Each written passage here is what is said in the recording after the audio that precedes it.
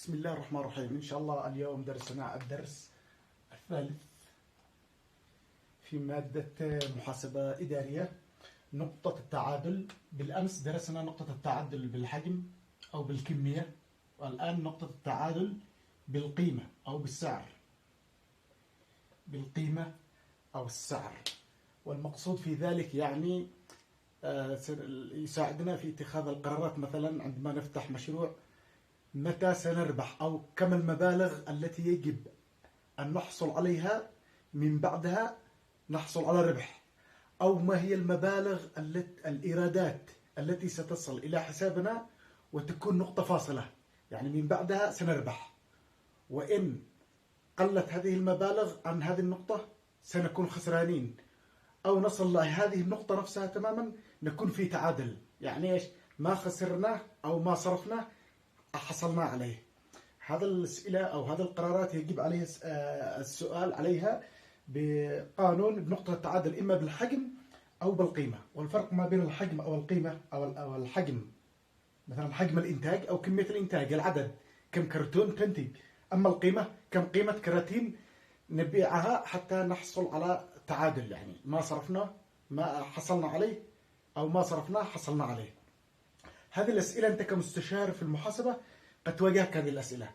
أول ما يخطر في بالك للإجابة الفتوى، هذا القانون على طول مباشرة.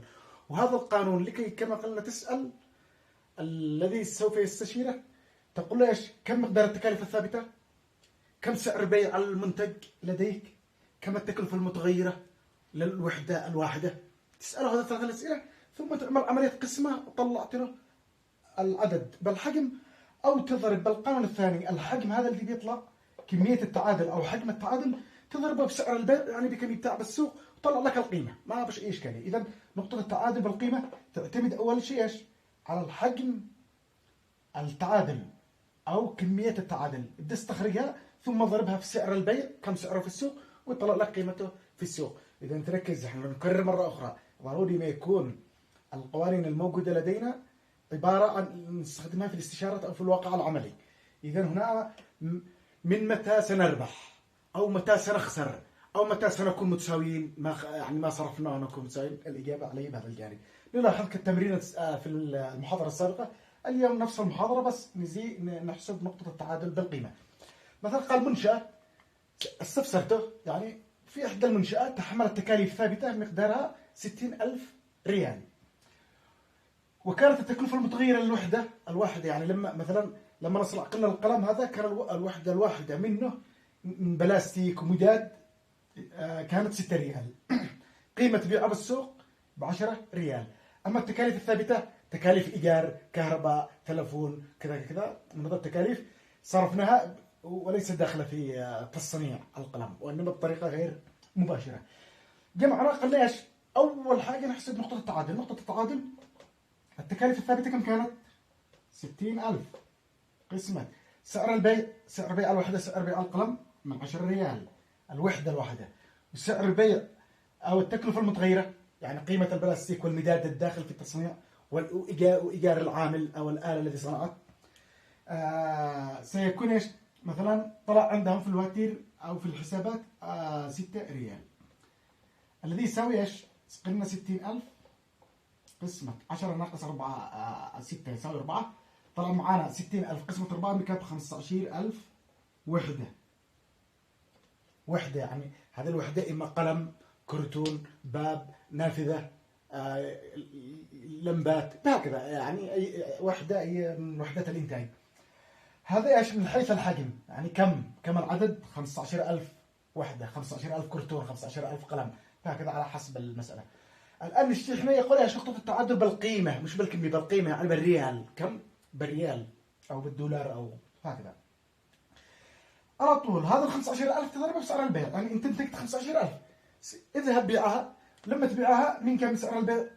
من 10 ريال، مش بسعر التكلفة المتغيرة 6 ريال، بسعر البيع، يعني بيعها بالسوق، مش بسعر الشراء أي مشتري أو بسعر التصنيع سعر. إذا كمية التعادل كم كانت؟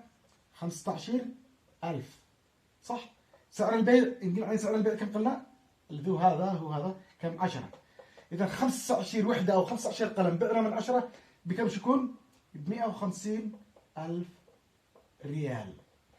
إذا نقطة التعادل بالقيمة 150 ألف ريال، نقطة التعادل بالحجم 15 ألف وحدة أو 15 ألف قلم. لهذا لما يجي يسألك يقول لك أنا والله معي هذه المنشأة تحمل 60 ألف وسعر المنتج حتى أبيعه ب 10 ألف ويكلفني 6 ريال، من متى سأربح؟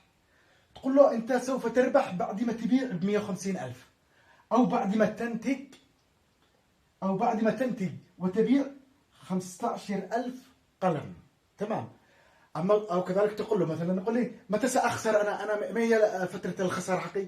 تقول له فترة الخسارة بالنسبة لك من أول يوم تفتح حتى تبيع 150 وحدة، أو من أول يوم تفتح ستحقق خسائر حتى تنتج 15 ألف وحدة وتبيعها. أما عندك لو انتجت ال 15 ألف الوحدة ولم تبيعها، عندك ما قد حصلتش إيرادات، هذا ما زال مخزون، يعني ما قدرش ربح. النقطة الثالثة، متى تكون إيراداتي نفس مصاريفي؟ بأي نقطة؟ تقول له عندما تبيع عند 150 ألف ريال بالضبط، أو عندما تنتج وتبيع 15 قلم. هذا تكون الإجابات. أنت كمستشار محاسبي تكون رائع، تكون خدماتك كويسة كمحاسب، ليس مجرد حسبة عادية. وهذا نهاية درسنا لهذا اليوم، ولكن لا تنسوا الاشتراك في القناة ومشاركتها للآخرين حتى يستفيدون، والضغط على جرس القناة لكي يصلك كل درس جديد. وشكرا.